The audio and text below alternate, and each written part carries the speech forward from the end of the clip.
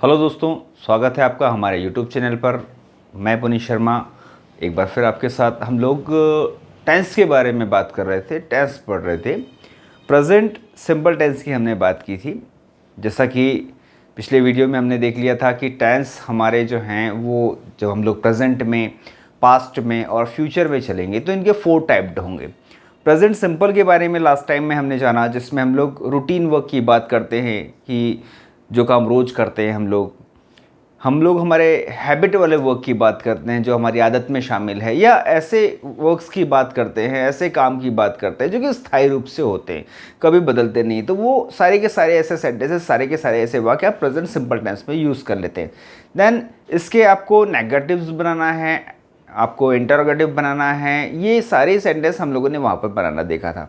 हम हमारे प्रेजेंट के ही नेक्स्ट टेंस पर आज चलते हैं, प्रेजेंट कंटिन्यूअस टेंस पर। बहुत इंपॉर्टेंट टेंस होता है ये, क्योंकि जब हम लोग किसी से टॉकिंग करते हैं, जब हम लोग स्पीक करते हैं इंग्लिश को, तो वहाँ पर हम लोग कंटिन्यूटी की बात करते हैं। मीन अभी क्या चल रहा है, अभी क्या हो रहा है। जस्ट आप किसी व्यक्ति से मिले, आपने पूछा उससे व्हाट्स गोइंग ऑन, तो व्हाट्स गोइंग ऑन मीन अभी क्या चल रहा है। तो हम लोग यही बात करते हैं कि अभी क्या हो रहा है, अभी क्या चल रहा है, वर्तमान समय में क्या जारी है। तो ऐसे सारे वाक्य, ऐसे सेंटेंस जिसमें यह आपको बताना होता है कि अभी हाल फिलहाल में, वर्तमान में, इस समय में एट प्रेजेंट क्या जारी है, क्या चल रहा है, उसे बताने के लिए हम प्रेजेंट कंटिन्यूअस टेंस का यूज़ करते हैं। इससे आप प्रोग्रेसिव टेंस भी कह सकते हैं। क्यों प्रोग्रेसिव कह सकते हैं? क्योंकि यहाँ पर अभी फिलहाल में प्रोग्रेस हो रही है, अभी ये जारी है, अभी ये चल रहा है, यहाँ काम अभी बंद नहीं हुआ है। तो ऐसे वाक्य जब हम लोग बनाएंगे, हम प्रेजेंट कंटिन्यूअस टेंस का यूज़ करेंगे। दोस्तों, हिंदी में आपने ऐसे सेंटेंस देखे होंगे, ऐसे वाक्य देखे होंगे जिनमें आपको मिलता है रहा है, रही है, रहे हैं, कुछ इस प्रकार से हिंदी में। तो वो जो हिंदी के सेंटेंस होते हैं जिनमें रहा है, रही है, रहे हैं आता है, वो एक प्रकार से प्रेजेंट कंटिन्यूअस टेंस के हो जाते हैं। हम ऐसा मान लेते हैं कि प्रेजेंट कंटिन्यूअस टेंस की पहचान यही है। लेकिन जरूरी नहीं है कि जिन सेंटेंस में रहा है, रही है, रहे हैं आए वही आपका प्रेजेंट कंटिन्यूअस हो, और भी डिफरेंट टाइप से हो सकता है। तो हम यहाँ पर थॉट के बारे में बात करेंगे कि किस प्रकार के वाक्य, किसी कंडीशन के जो सेंटेंस होते हैं उन्हें हमें प्रेजेंट कंटिन्यूअस टेंस में बनाना है। Because we make a sentence according to the condition. हम जो सेंटेंस बनाते हैं, हम जो वाक्य बनाते हैं, वो कंडीशन के अनुसार बनाते हैं, न कि उसके हिंदी के आधार पर बनाते हैं। तो प्रेजेंट कंटिन्यूअस टेंस में सबसे पहली कंडीशन हमारे पास होती है कि वर्तमान के जारी कार्य। ऐसे वाक्य, ऐसे सेंटेंस जो कि हाल फिलहाल में जारी है, वर्तमान में चल रहे हैं, उसके लिए आप प्रेजेंट कंटिन्यूअस टेंस का यूज कर लेंगे। स्ट्रक्चर क्या होता है यहाँ पर हमारे पास प्रेजेंट कंटिन्यूअस टेंस का? तो आप यहाँ स्ट्रक्चर देख सकते हैं।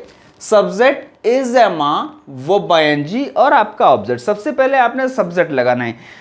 आप किसी भी टेंस का यूज कर रहे होंगे, फर्स्टली आप वहां पर आपका सब्जेक्ट रखते हैं। क्यों? क्योंकि सब्जेक्ट आपका कर्ता होता है जो वहां पर वो काम को पूरा कर रहा है, काम को पूरा कर रहा है। जब तक आप काम करने वाले को लेकर के नहीं आएंगे तब तक काम नहीं होगा। इसलिए आपने सबसे पहले आपका सब्जेक्ट रखना है। अब इसके बाद हमने यहाँ पर इज एम आर जो रखा है, ये इज एम आर हम इससे पहले पढ़ चुके हैं टू बी की वर्ब में। तो टू बी की ये वर्ब होती है जिससे होना या बनना बताया जाता है। लेकिन जब हम लोग टेंस के फॉर्म में आते हैं तो is am are as a helping verb work करती हैं, सहायक क्रिया के तौर पर काम करती हैं। और सहायक क्रिया, हेल्पिंग वर्ब किसकी होती हैं? सब्जेक्ट के अकॉर्डिंग होती हैं। अब जैसे यदि हम लोग ऑलरेडी एक बार देख चुके हैं इसको, फिर भी एक बार रिकॉल कर लें कि सब्जेक्ट में आपके पास आई है। आई मीन खुद की बात कर रहे हैं, पर्सनली हमारी बात कर रहे हैं आप अपनी खुद की, तो आपने आई के साथ में एम का यूज कर लिया। यदि आप किसी सिंगुलर की बात कर रहे हैं, मीन आपने कोई नेम ले लिया, राधा, मोहन, सीता, गीता, रीटा, इस प्रकार का आपने नाम लिया, या आप किसी सिंगुलर पर्सन की बात कर रहे हैं, आपने ही बोला, आपने शी बोला, आपने बुक बोला, तो ये सारे सिंगुलर हो गए। सिंगुलर के साथ में आपने इज का यूज कर लेना है as a helping verb. And then जितने भी प्लूरल्स हैं, जितने भी आपके बहुवचन के प्रोनाउन आ रहे हैं, नाउन्स आ रहे हैं, उन सब के लिए आप जो है वो आर का यूज कर लेंगे। आप यू का यूज करेंगे तो वहां पर आपके पास आर होगा। आप दे बोलेंगे, आर होगा। आपने चिल्ड्रन बोला, ज्यादा बच्चे हो गए, आपको वहां पर आर लगाना है। तो प्लूरल के साथ में आपने आर लगा लिया। रिमेंबर, ये आपका केवल और केवल हेल्पिंग वर्ब है, सहायक क्रिया है। इसका कुछ भी हिंदी अर्थ नहीं होता है। जैसा कि कुछ लोग मान लेते हैं कि इज़ का मतलब है होता है, आर का मतलब हैं होता है, एम का मतलब हूँ होता है। ये इस प्रकार से हम लोग इसको अंडरस्टैंड नहीं कर सकते। यदि हम लोग ऐसा हिंदी में रखेंगे तो कहीं ना कहीं हमारे साथ प्रॉब्लम क्रिएट होगी सेंटेंस को ट्रांसलेट करने में, सेंटेंस को बनाने में। तो हेल्पिंग वर्ब का खुद का कोई भी पर्सनली मीन नहीं निकलता है, ठीक है। ये केवल आपका मैन वर्ब का हेल्प करने का काम करते हैं, जैसा कि मैं आपको अपने लास्ट वीडियोज़ में बता चुका हूँ। अब आ गया हमारे पास main verb, sorry main verb जो होता है आपका, इस मैन वर्ब में यहाँ पर हमें आईएनजी लगाना होता है। और मैन वर्ब में आईएनजी, इसे हम लोग बोलते हैं वर्ब का फोर्थ फॉर्म। एक वर्ब के टोटल 5 फॉर्म्स होते हैं, first form, second form, third form, ये आपका टेंस के अकॉर्डिंग हो गया। एंड देन फोर्थ फॉर्म जो होता है वो आपका आईएनजी होता है। फिफ्थ फॉर्म जो होता है वो वर्ब में एस या ईएस लगा करके बनाया जाता है, जो कि मैं आपको पहले एक बार बता चुका हूं। और जब हम लोग हमारे वर्ब के चैप्टर पर आएंगे, जब हम लोग वर्ब पढ़ेंगे, तब मैं आपको बहुत अच्छे से इसको क्लियर कर दूंगा कि फॉर्म्स कैसे बनते हैं और क्यों बनते हैं। तो स्ट्रक्चर यहाँ पर हमारे पास ये हो गया, लास्ट में आपने ऑब्जेक्ट लगा लिया। अब आपने बताना क्या है, हाल फिलहाल के जारी कार्य। तो जैसा कि मैंने आपको बोला कि हिंदी में हम लोग रहा है, रही है, रहे हैं ढूंढते हैं। आप रहा है, रही है मत देखिए, वो ऑलरेडी आ जाएगा, मोस्ट ऑफ सेंटेंस में आता है, इसलिए इनकी ये पहचान हो गई है। यदि मोस्ट ऑफ सेंटेंस में नहीं आ रहा होता तो ये पहचान इसकी नहीं होती। जैसे अभी हमने बोला कि मैं पुस्तक पढ़ रहा हूं, अब मैं पुस्तक पढ़ रहा हूं, ये काम अभी हाल फिलहाल में जारी है, हाल फिलहाल में चल रहा है। तो मैंने सेंटेंस बोल दिया कि I am reading a book, I am reading a book, मैं पुस्तक पढ़ रहा हूं, ये काम हाल फिलहाल में जारी। इसमें रहा है आ रहा है, आपने कंटिन्यूअस टेंस का यूज किया, ये काम अभी फिलहाल में जारी है, फिलहाल में चल रहा है।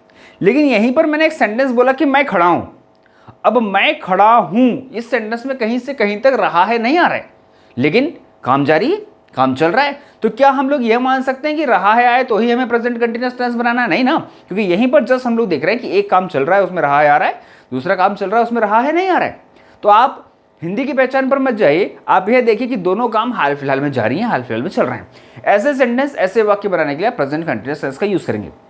एग्जाम्पल में यहां पर हमारे पास एक सेंटेंस है कि सोनू गाना गा रहा है, आपको आवाज सुनाई दे रही है, सोनू के गाने की आवाज आ रही है आपकी, तो आपने बोला कि भाई सोनू जो है वो गाना गा रहा है। अब इस सेंटेंस को हमने बनाना है, हम क्या करेंगे, सोनू क्या है आपका सब्जेक्ट है, क्योंकि काम वही कर रहा है, तो सोनू। अब सोनू सिंगुलर है तो उसके साथ में हमने इज का यूज कर लिया कि सोनू इज। गाने के लिए क्या होता है, सिंग होता है, हमारी वर्ब है, सिंग में आपने जो है वो आईएनजी लगा दिया कि सोनू इज सिंगिंग, क्या गा रहा है वो, एक गाना गा रहा है, तो Sonu is singing a song, ये हमारा एक सेंटेंस हो गया। सेकंड सेंटेंस नेक्स्ट हमने यहाँ पर एग्जांपल रखा कि मोहन पत्र लिख रहा है, हाल फिलहाल में ये काम चल रहा है, जारी है। आपने पूछा भाई मोहन क्या कर रहा है, तो हमें जवाब मिला कि मोहन जो है वो पत्र लिख रहा है, तो मोहन पत्र लिख रहा है, Mohan is writing a letter, ये काम भी अभी चल रहा है, ये काम भी अभी जारी है। तुम पुस्तक पढ़ रहे हो, सेंटेंस हमने बनाया, तो तुम मतलब कि यू जो है वो हमारा प्लूरल हो गया, सामने वाला सेकंड पर्सन, तो you are reading a book. ये सब हम लोग क्या कर रहे हैं, यहाँ पर आईएनजी का यूज कर रहे हैं, वो आईएनजी आपने जो है वो यहाँ पर लगाना है। लास्ट प्रेजेंट सिंपल में आपने आईएनजी नहीं लगाया था, आपने वर्ब का फर्स्ट फॉर्म लगाया था, वहां पर आपने इज एम आर भी नहीं लगाया था। मैं काम कर रहा हूं, आई एम वर्किंग। पूछा आपसे किसी ने कि क्या कर रहे हो, जैसे बहुत बार ऐसा होता है कि एक सिंपल सा सेंटेंस है, हमें इंग्लिश बोलने में प्रॉब्लम सिंपल सेंटेंसेस में कभी नहीं होती। सिंपल मीन जो सेंटेंस आप बोलते आ रहे हो उनमें आपको कभी प्रॉब्लम नहीं होती। जैसे हम सिंपल सा सेंटेंस बोलते हैं कि what are you doing, what are you doing, ये जो आपने सेंटेंस बोला है ये भी तो प्रेजेंट कंटिन्यूअस का ही है, आप ऑलरेडी इसको बोलते हैं और इसका अर्थ भी आपको पता है, कहाँ बोलना है आपको ये पता है। बाकी के जो कंटिन्यूअस टेंस के सेंटेंस होते हैं उनको बोलने में प्रॉब्लम हो जाती है, क्यों हो जाती है, क्योंकि उन सेंटेंसेस को हम लोग यूज़ नहीं करते, इसको आप यूज़ करते हो। तो व्हाट आर यू डूइंग यदि किसी व्यक्ति ने आपसे पूछा तो आपने बोला कि आई एम वर्किंग, मैं काम कर रहा हूँ, ये अभी जारी, ये अभी चल रहा है। मैं अब यहाँ पर ये सारे हमारे कौन से काम हो गए जो कि अभी हाल फिलहाल में चल रहा है, हाल फिलहाल में जारी है। दूसरा प्रेजेंट कंटिन्यूअस टेंस में यहाँ पर हमारे पास होता है निकट भविष्य के निश्चित कार्य, डेफिनेट वर्क्स। कौन से डेफिनेट वर्क, जो कि निकट भविष्य अर्लियर फ्यूचर में होना पक्का हो गया है, निकट भविष्य में वो काम का होना पक्का हो गया है। निकट भविष्य से यहाँ पर मेरा मतलब, अर्लियर फ्यूचर से मेरा मतलब यहाँ पर है आज शाम को, कल सुबह, कल शाम को, ये हमारा अर्लियर फ्यूचर होता है। तो अर्लियर फ्यूचर में यदि कोई काम होना डेफिनेट हो जाए, पक्का हो जाए कि होना ही है, तो ऐसे सेंटेंस बनाने के लिए भी हम लोग प्रेजेंट कंटिन्यूअस टेंस का यूज करें। आप देख सकते हैं यहाँ पर एक एग्जांपल हमारे पास कि मैं कल भोपाल जा रहा हूं। अब मैं सेंटेंस को ऐसा बोलूं कि मैं कल भोपाल जा रहा हूं, या मैं कल भोपाल जाने वाला हूं, मैं कल भोपाल जाऊंगा, कुछ भी मैं वहां पर यूज कर रहा हूं, हिंदी में doesn't matter, but actual condition क्या है कि कल मेरा भोपाल जाना श्योर हो गया है, पक्का हो गया है, तब मैं सेंटेंस यूज़ करूँगा कि I am going to Bhopal tomorrow. I am going to Bhopal, मैं भोपाल जा रहा हूँ, और कब जा रहा हूँ? टुमारो, कल जा रहा हूँ। तो निकट भविष्य में काम का होना पूरा हो गया, कंप्लीट हो गया, मतलब श्योर हो गया कि ये काम निकट भविष्य में होगा ही। नेक्स्ट, अगला एक और यहाँ पर हमारे पास होता है वर्तमान के अस्थायी कार्य। इसको थोड़ा सा समझना हमारे लिए ज़रूरी है कि वर्तमान के अस्थायी कार्य क्या होते हैं, या वर्तमान के अस्थायी रूप से जारी कार्य क्या होते हैं। देखिए, जो प्रेजेंट में डेफिनेटली होते ही हैं, उसके लिए तो हमारे पास प्रेजेंट सिंपल टेंस होता है। जैसे आपने बोला कि मम्मी खाना बनाती है, ये काम रोज होता है, डेफिनेट है। पापा कार्यालय या ऑफिस जाते हैं, तो ये काम भी रोज होता है। ऐसे जो काम जो कि रोज होते हैं, सूर्य पूर्व से उगता है ना, ये आपने जो सेंटेंस बोले, ये काम आपके रोज होते हैं, ये वाक्य रोज होते हैं। इस जो वाक्य में सेंटेंस आया, ऐसा हमने देखा कि ये रोज होता है। फिर आपने बताया कि अभी हाल फिलहाल में चल रहा है, हाल फिलहाल में जारी है, हम पढ़ रहे हैं, वी आर रीडिंग, हम टीवी देख रहे हैं, वी आर वॉचिंग टेलीविज़न। ये आपने बताया कि अभी हाल फिलहाल में काम जो है वो चल रहा है, जारी है। तो ये हाल फिलहाल में जारी की अब बात नहीं करना है हमें बात करना है कि कुछ ऐसे काम है जो इन दिनों अस्थायी रूप से जारी हैं, भले ही वो अभी चल रहे हों या नहीं चल रहे हों। जैसे जस्ट फॉर द एग्जाम्पल, यदि आप स्कूल जाते हैं, आप कॉलेज जाते हैं, तो वहाँ पर आपका हर सब्जेक्ट के लिए एक पर्टिकुलर टीचर होता है। ऐसा नहीं होता कि मैथ्स का टीचर आया है तो मैथ्स के टीचर ने एक दिन आपको मैथ्स पढ़ा दिया, नेक्स्ट डे वो आया, उसने बोला कि चलो आज हिंदी निकालो, आज मैं हिंदी पढ़ाऊंगा। फिर नेक्स्ट डे आ गया तो बोला कि आज मैं आपको इंग्लिश पढ़ाऊंगा। ऐसा नहीं होता। आपके पास एक टीचर है और वो उनकी स्पेशलिटी है, वो उनका सब्जेक्ट है, वो उनके सब्जेक्ट को ही पढ़ाते हैं। अब आपसे यदि मान लीजिए कोई आफ्टर स्कूल खत्म होने के बाद पूछता है कि आपको स्कूल में मैथ्स कौन पढ़ाता है, तो जो भी मैथ्स के टीचर होंगे आप उनका नाम बता देंगे कि दीपक सर मैथ्स पढ़ाते हैं। अब दीपक सर मैथ्स पढ़ाते हैं, ये क्या है, उनका डेफिनेट वर्क है, अभी नहीं कर रहे वो, लेकिन ये काम वो रोज करते हैं। अब सपोज कीजिए कि किसी कारणवश दीपक सर को 1 या 2 महीने का लीव लेना पड़ा, वो छुट्टी लेकर के चले गए। आपका एग्जाम टाइम है, 2 महीने का आपका जो है वो टीचर नहीं आएंगे तो आपका स्टडी नहीं होगा और मैथ्स जैसा सब्जेक्ट छूट जाएगा आपका। तो जो हमारा स्कूल स्टाफ है उसने क्या करा कि एक टीचर हायर किया, और ये जो टीचर हायर किया है ये परमानेंट नहीं है, ये टेम्परेरी है, तब तक के लिए है, तब तक कि हमारे दीपक सर वापस नहीं आ जाते, क्योंकि परमानेंट तो हमारे दीपक सर हैं।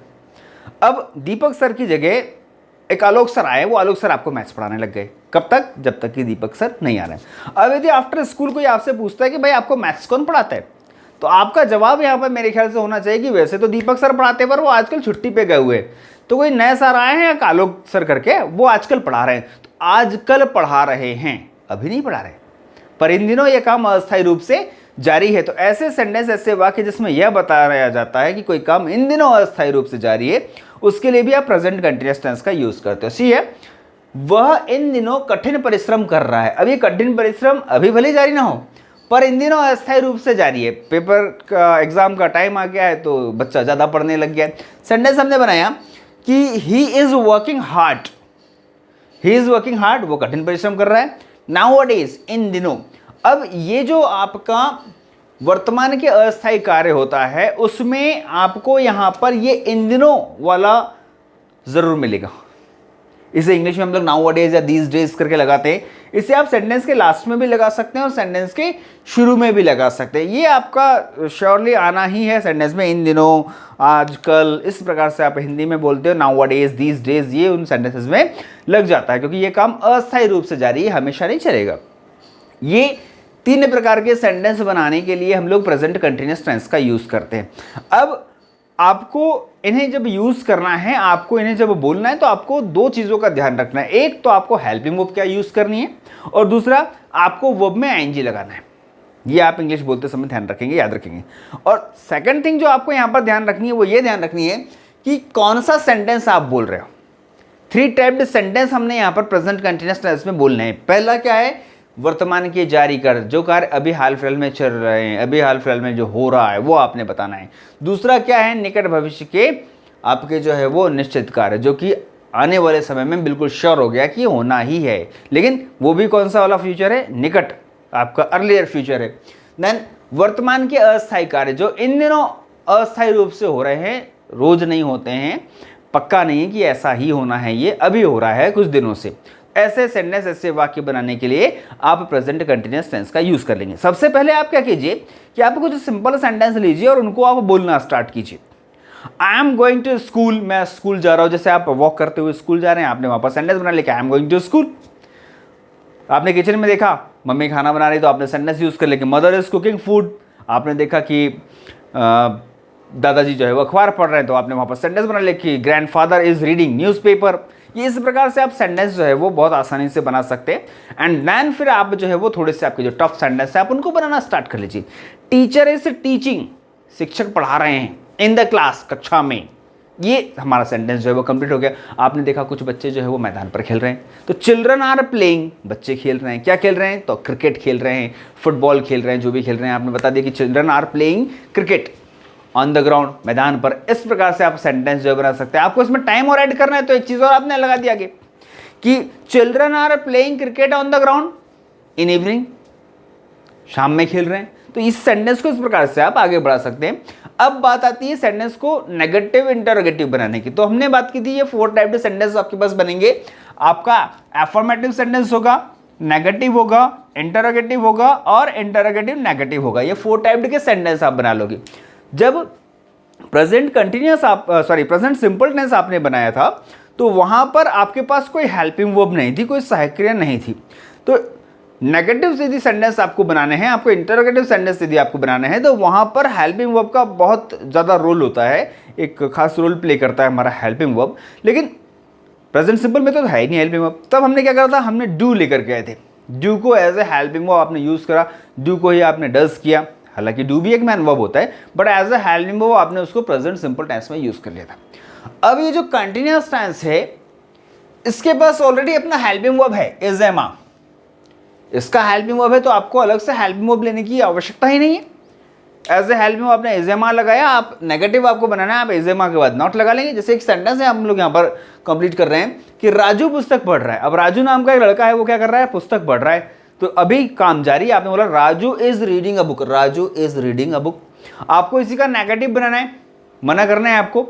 तो हिंदी में आप बोलोगे नहीं नहीं राजू पुस्तक नहीं पढ़ रहा है, तो राजू पुस्तक नहीं पढ़ रहा है, नेगेटिव हुआ। अब आपने नॉट लगा देना है। तो नॉट कहाँ लगेगा, आपका हेल्पिंग वर्ब सहायक क्रिया के बाद लगेगा। तो सेंटेंस क्या हो गया, Raju is not reading any book, Raju is not reading any book. आपने ये नेगेटिव कर दिया, मना कर दिया।